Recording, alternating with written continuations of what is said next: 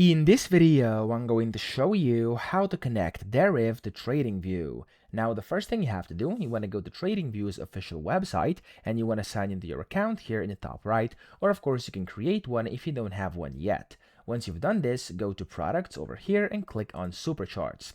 Now this is going to open up TradingView Superchart like this, and then you can go to the Trade button top right, and from here you can look for Deriv. So the easiest way is going to be to click on the Search button top right and type in Deriv. When you do this, click on Deriv over here and then click on the Connect button. Now it's going to take you to a separate tab here where you'll basically have to sign into your Deriv account. So as you can see, there we go, it's going to automatically sign me in because I've been signed in already.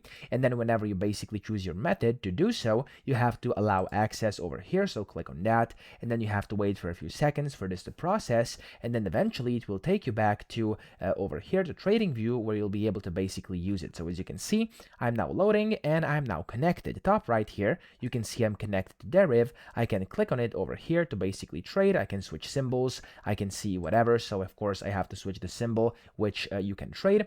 And yeah, there we go. That's how to connect Deriv to TradingView, and I hope this video helped you out. If it did, please subscribe to the channel and help me out as well.